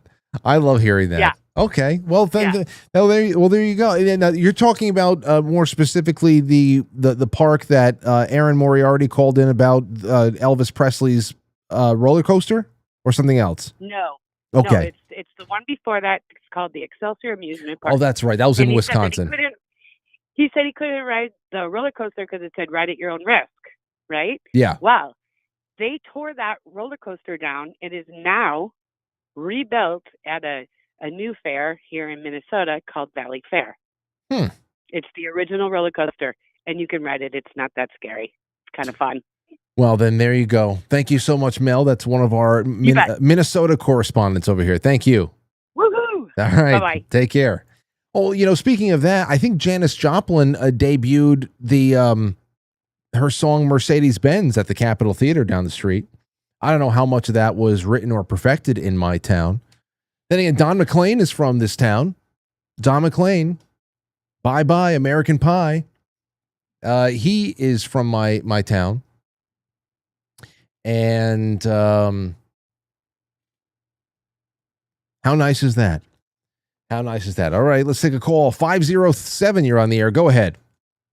Hey, Frank. This is Be Close to God from the Twitch fan. Hey, it's good to have you on. Good to have you. I love hearing from Twitch. Go ahead. So I'm going to touch base here in southwest Minnesota. We have the world's largest functioning nutcracker. For real, huh? Just dedicated this year. It's the world's largest functioning nutcracker. So you said southwest where? Southwest Minnesota. World's Minnesota. So we got a bunch of Minnesota people watching tonight. We always do. World's largest functioning nutcracker. I guess you can crack nuts with anything, but let me see. World's 65. Yeah, here we go. The world's largest functioning nutcracker is a 65-foot tall statue named Vimy the Patriot in Luverne, Minnesota, unveiled July of 2026. The giant Uncle Sam themed structure is made of high-density foam and features a working jaw capable of cracking nuts. Here is the AP article about it. Wow. Look at that damn thing. How many nuts does it crack at once? That I couldn't tell you. It's actually a local embarrassment. It cost over $300,000 to build that thing. Of course. But, I mean, you can see it from the interstate on your way out to the Black Hills. I love how you just threw that in there. Actually, it's a local embarrassment. Now, you said that was public money they used? No, it was all privately funded. Oh, I don't know okay. how they got $300,000 out of the community, but... Well, it probably came out of those Leering centers near you. Yeah. So you probably did pay for it. You didn't even know it. Probably. So did I, for that But matter. yeah, I just wanted to throw that in the ring. Okay. Well, thank you so much for this, sir. Have a good night. Yeah, thank you. Because this is funny. He calls in from Minnesota to talk about this. That's another thing that I almost threw in here because I feel like I don't know how many there are around the country, but how many states claim or how many localities claim to have like the real Paul Bunyan and Babe the Blue Ox? How many giant Paul Bunyans are out there? And here we have a 65-foot tall Uncle Sam nutcracker, which makes a lot of sense. Teabagging Uncle Sam in Minnesota. That's just what it feels like it's going on anyway every day. All right, let's go. Let's take. Oh, this one might be from Sentinel himself. Go ahead, Sentinel. Good evening, Frank. It's great to hear your voice. Fun topics tonight. Yes. Yeah, I had to call in. Yeah, you brought up Caucus City, Kansas, which is in Mitchell County, which is a county next to the county where I grew up. So I drove by the world's largest ball of twine hundreds and hundreds of times because part of the time we went to church in a city that Molly already went to high school when we didn't even know each other at all and when I was a teenager, and other times it was for work. But an interesting fun fact, the ball of twine was originally made a long time ago, and in the 90s, after I'd kind of went to college and moved to the city, some teenagers at Halloween rolled that out into the street, let it on fire, and rolled it down Main Street in Caucus City, Kansas. And so after that, it became controversial when they restored it, whether or not it was the original largest ball of twine. Wow. All that work rolling that thing up, and just one night it was just rolled. First of all, it can't be that big. How many teenagers had to roll that thing out of place? Oh, these are some corn-fed football players. Okay. So country boys. It wasn't any soy boys. These boys were some big old hosses. That's it. It was probably the entire football team and the JUCO team and some other boys. Because we have a saying out here: one boy is one boy, two boys half a boy, three boys no boy at all. Because they ain't got any sense once you got more than three of them. They all well, somebody gets an idea, they all jump on the bandwagon. Right. Yeah. What is that? People individually are really, really interesting, but put them in a group and they are just dumb as shit. And it just, exactly. You're talking to cattle at that point. But that's funny. That is really funny. And you know what? I probably took a long time to put that twine together, but it's 300 years from now, who the hell's going to know anything? All right. Well, thanks for the call. You bet. Thank you. There you go. We heard from Molly and Sentinel tonight. All right. So listen, I'm going to leave the lines open. You can call in whenever you like. We have wonderful audiences watching all throughout wherever the hell we are and all the platforms that we're on. By all means, on Pilled out there, ladies and gentlemen, let's break that 10,000 gold pill nightly production goal. And everybody else, I'll be checking on your super chats in just a second. Let me see if anything came in over there. No, we're good over here. Everything is quiet on the Western Front at Rumble. Rumble, there's about 1,500 people or so watching, and barely any chat room behavior. Makes no sense.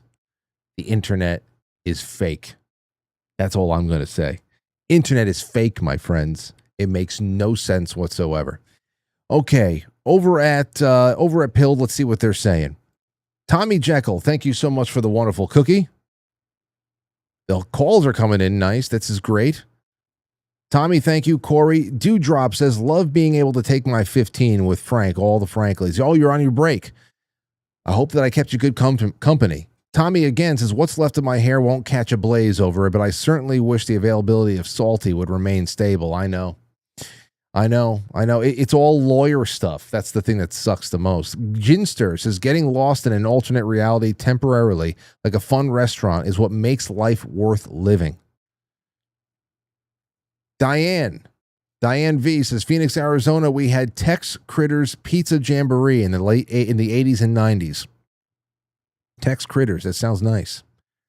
I don't know how the pizza would stand up to out here, but I'm willing to try anything. Blue NDN now says, Swanky Frankie says the coconut's going to need a new pair of shoes.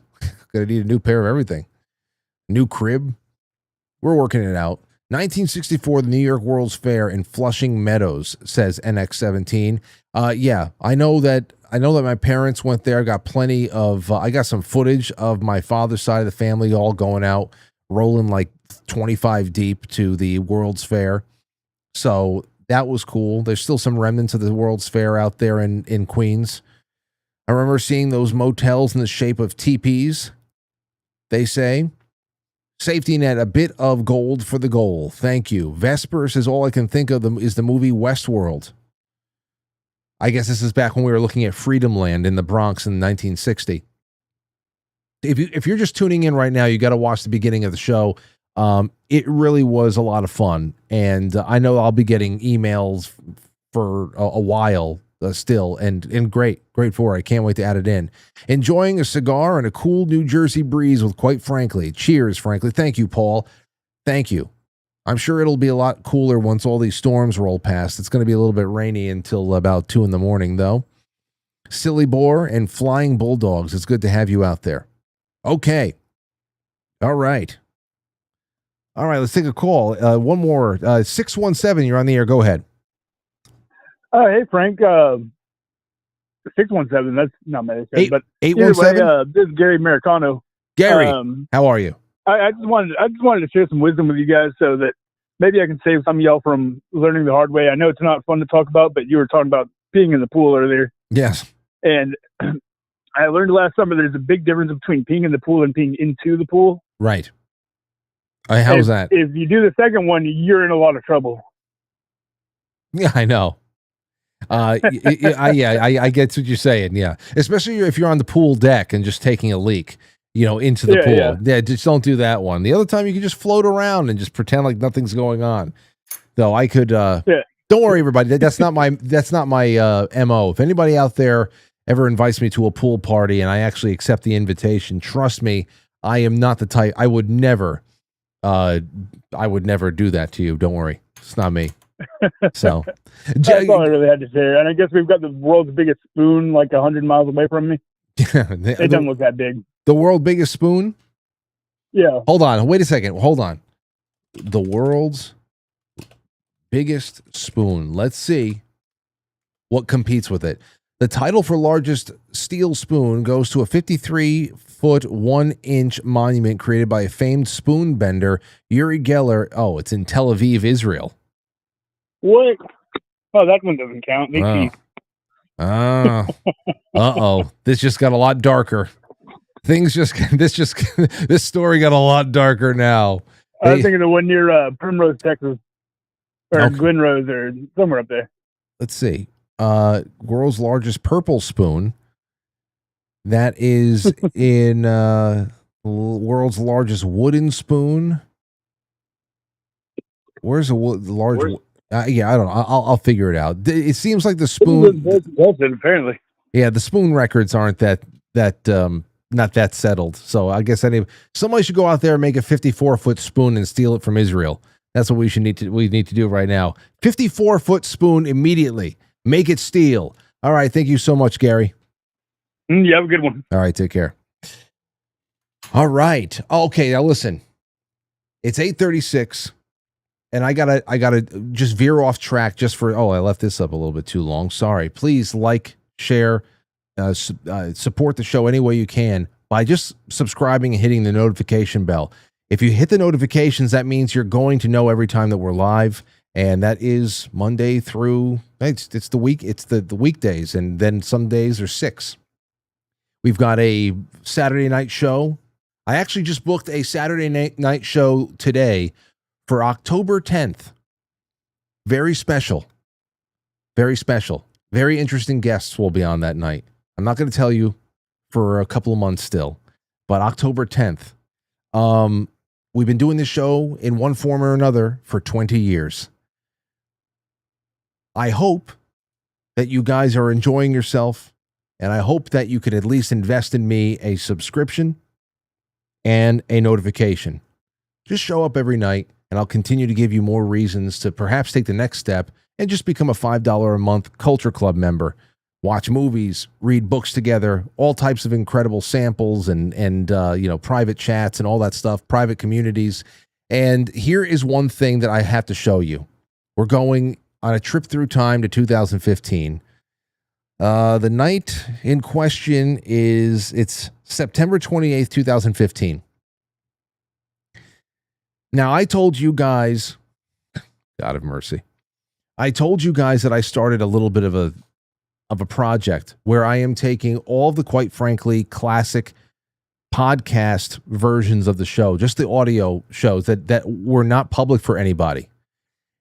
I started actually podcasting or making it available in podcast in September of 2015. We've been doing the show for much longer than that, but still, there is so much there. It is right before almost all of you guys showed up, and before things really started changing in the media and interest in new media and all that stuff really started taking off. So what I did was yesterday, I made the announcement that I put the first 3 episodes up on Patreon. This is where it's going to live primarily and exclusively, because it's the only place that can actually handle what is going to be a massive archive. And I was crawling through this one that I added today. 5 hours ago, I added this episode to Patreon. It was called Crazy Parenting and More. Crazy Parenting, the creation of a new kind of serial killer. Donald Trump's tax plan, Mark Zuckerberg's waste. Anyway, these are time capsule pieces, and the first 5 minutes made me hang my fucking head, or just like laugh at myself. And this is what is going to be so incredible about this, ladies and gents, that for you guys to be, and I'm going to be posting this. I have 7 more that are scheduled to be posted on the Patreon throughout the course of the next couple of, the next week and a half of July. And I'm going to post about 10 a month so that it's easier to digest. They're not 2-hour episodes. They don't become 2-hour episodes until about 2017 or so. That's when we actually got, enough people actually supporting the show through Patreon that we were able to expand the show, and I was able to actually stop personal training full time and go all in on this, which is, of course, a huge dream of mine, that and performing and recording music. And so you are able to actually take this in as it happened in chronological order and listen to this. Just listen to me talking about some observations from this day in September of 2015. Going on at this park that I train people out on the weekend. And it's like early Sunday morning, early Saturday morning, like maybe a dozen mommies and a couple of just slave-ass dads that show up. Couple of mommies, slave-ass dads. Listen to me. Listen to Childless Frank at the time. Up with their toddlers that are just walking, and they're walking around like little acorn picking zombies, like, ooh, it's fine, let's find acorns now, and they just follow each other around like this. And I sit there, I go, you know what, I love kids, I'd like to have one day, but this is just fucking pathetic. Oh, is it? Oh, is it pathetic, Frank? Is it pathetic, Frank? Looking for acorns is pathetic, Frank? Let me tell you what happened to me the other day. The other day, Aurora told me to pretend that I was an amusement park ride. I had to get on the floor in the living room. She came up to me, put a quarter in my ear to start me up, and then jumped on my back.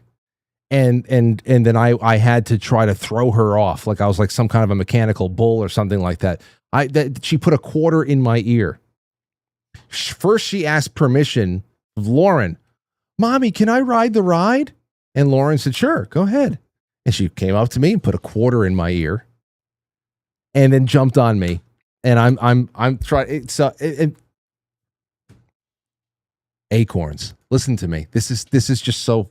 It's hard to listen to, but it's also funny. It's also very funny. Fucking pathetic. Then I think about all the, I mean, it just, and it's cool that kids are a grounding mechanism, whether intended or unintended, how they ground, parents that had their own wild days and all that time, it forces maturity sometimes, lots of bad parenting out there.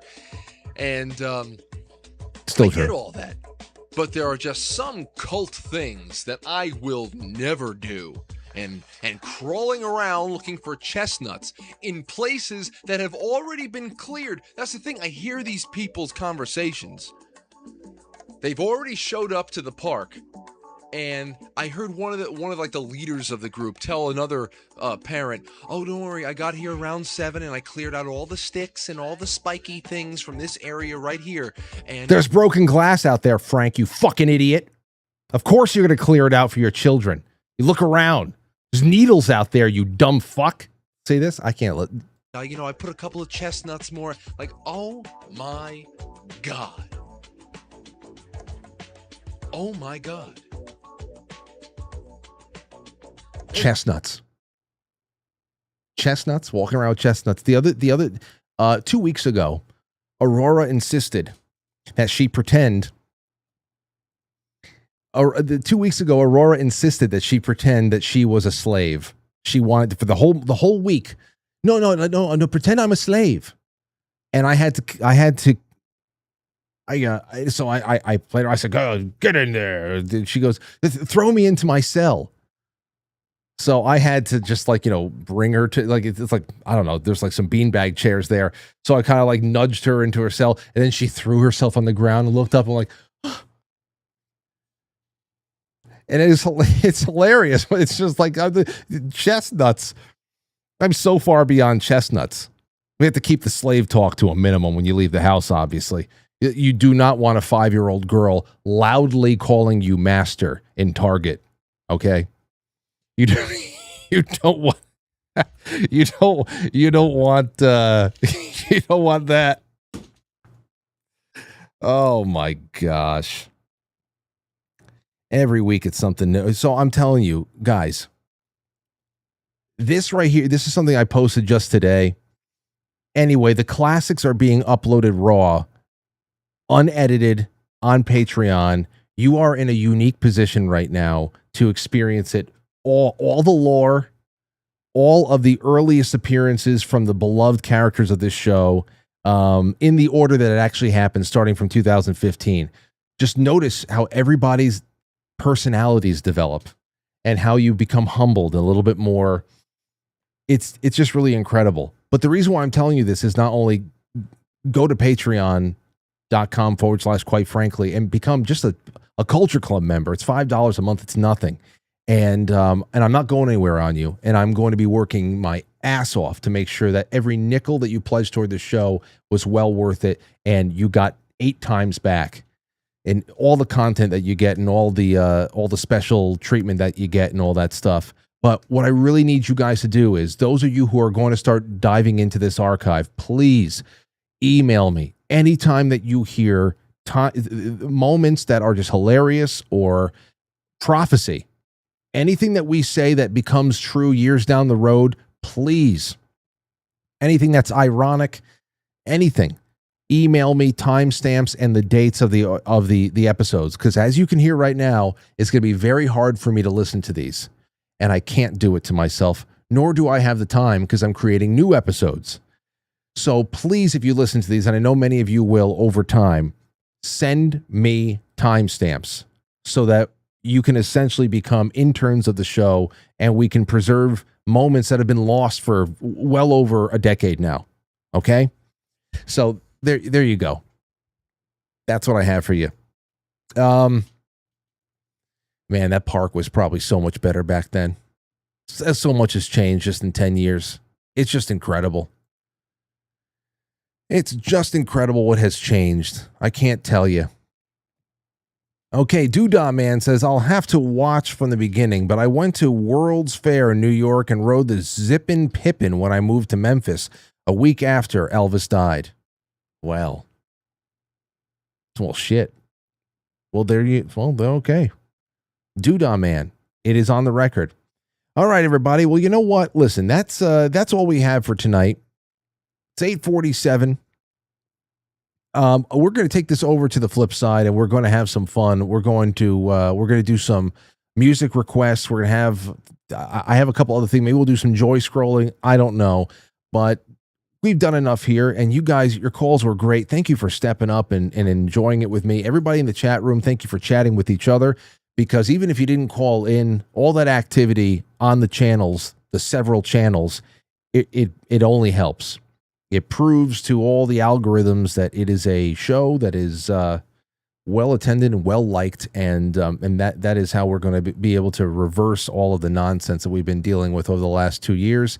But in short order, everything's looking up. Thank you for the support, and I go home at night, whether I'm satisfied with my job here or not.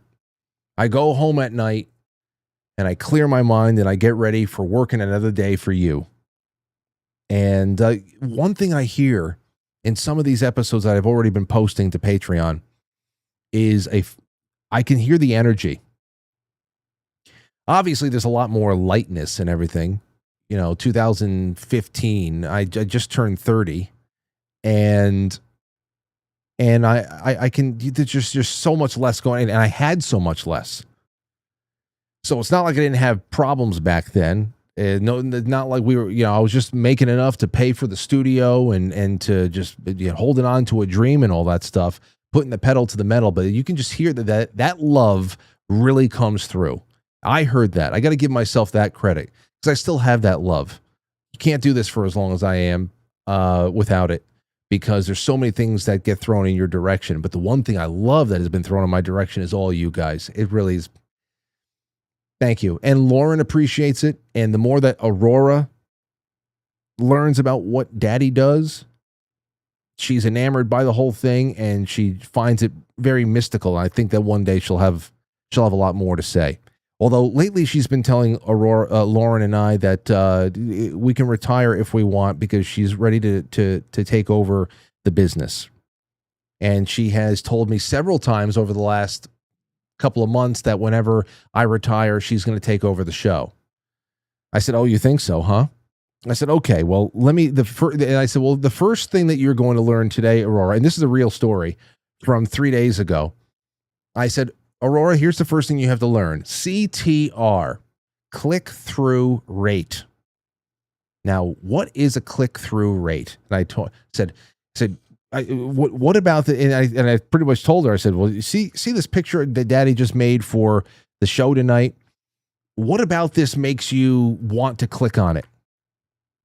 This and that, that's the question you have to ask. What makes you want to click on it? What how and what are you talking about that night? But a lot of the times that could be secondary to you can have a great topic, but if you don't have a good title in a thumbnail, you don't make a promise. If you don't make a very distinct promise that you can keep for that whatever. What did she do? There was one short that I uploaded, and I put an overlay on it, and she made a decision that the emoji that I put on it, it was like a crying from laughter face. She said, "Oh, I'll show you what it was. Quite frankly, this is a decision that Aurora made. Hold on. I'll show you right now. Where are the shorts? Here it is. This right here. This one right here, which just happens to be one of the most viewed shorts that I've had this week. The most viewed short on YouTube I had this week of 5,000 views. Okay? It's this video of this guy beating up his nephew. It looks like the nephew saying, beat me up," and then it looks like he really just goes hog wild. But here, I'll show it to you. Ready?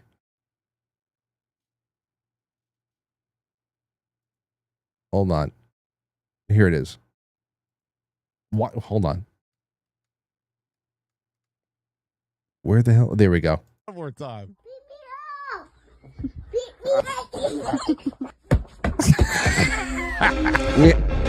We had a good one. We had a good time with this one, right? So when I was uploading this, I said, "Aurora, come over here. Let me ask you a question. What do you think about what do you think about this freeze frame that I use for this?" Because I had to find a point to make a thumbnail that was really funny, and I thought that this guy's like this violent intent with his punches is hilarious. But I had to put something up there, and I put "he asked for it." Wait a second, that's not right. This is the crying with laughter emoji. She told me to put the salute emoji. I must have used that one for the Instagram, and it worked out very nicely. She said, no, you should put the salute emoji in there because it's just like, okay, you asked for it. Good luck. I said, wow. I said, okay. Sounds good. Sounds good. So that was the first executive decision she made. And I just followed her on it. Said, all right, you got it. Kids don't overthink. So now she's at an age and she's at a level of intelligence. I know that I'm just going to start peppering her with questions without context, just to see how she digests it. And then perhaps I will complete my journey to becoming a child again. All right. I'll talk to you guys later. Let me make sure I didn't miss anybody over here on the other side. Jay Britch says Action Park was the embodiment of you only live once. That's what it seems. Hold on, we got one somebody that came in over here on Rumble. It was Gamester. Says internet isn't fake. We just listen in the background. No. No, trust me. I know that there's lurkers out there, and it's totally fine. It's totally fine. Some things, the proportion is crazy. There's elements of things that are fake. Let me see here. Been listening for 8 years. Tonight is the first time I called in. I'm usually driving home from work. Now I got off very early today. Gamester, I know you since the beginning, bro. You're a postcard member. Gamester is a postcard tier sponsor for I don't know, 7 years. You don't got to give me the profile, man. We're good. We're good. Thank you all so much. I'll put the link in for the flip side into the chat room. If you don't see the link, just go to quitefrankly.tv, press play. It's going to be fun. Take care. Until tomorrow night. Bye-bye. I'll catch you on the flip side. Thank you, guys and gals. Become a sponsor. Quitefrankly.tv/sponsor. All of your options are right there, whatever suits your needs. But remember, Patreon is where the new Quite Frankly Classics archive is slowly being built, and you can get in on it right now and experience the show history as it happened. Okay, good night.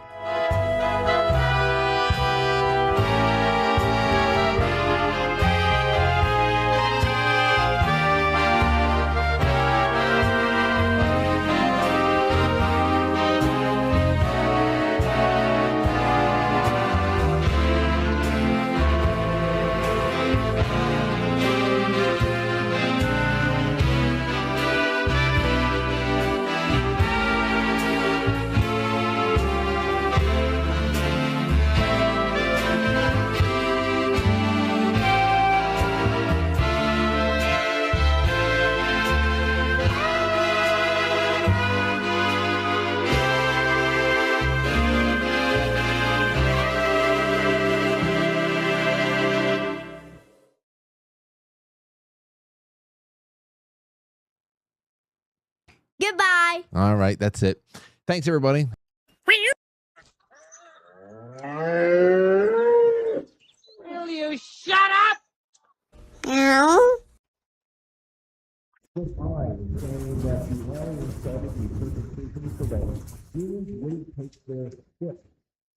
Apparently, men without forcing can't fly spacecraft.